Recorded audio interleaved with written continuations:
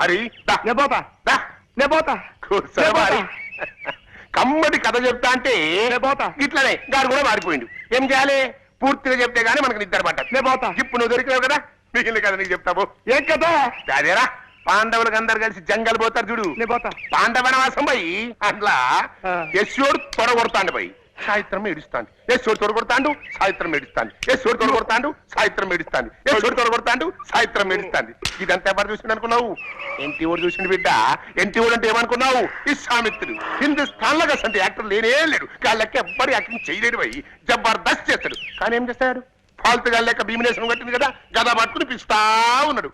అంతే పోయి పాత పెట్టెలో పిచ్చాలంటే గట్లనే ఉంటాయి. కానీ ఏం చేస్తాడు?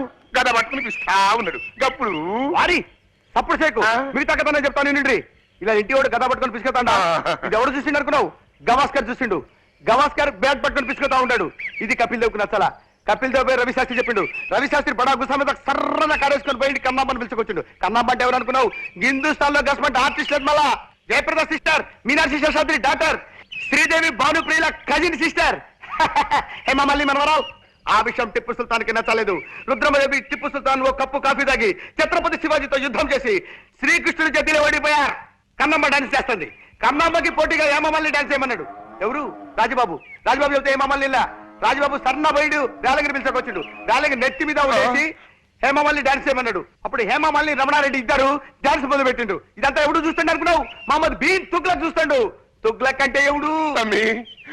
ఇంకా నన్ను వదిలేరా? అదే పొడ్డున పడ్డ చేప తీర్నైపోయింది నా బతుకు.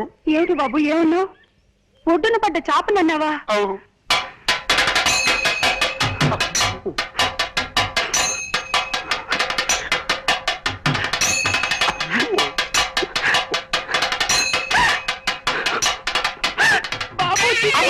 అయ్యో అయ్యో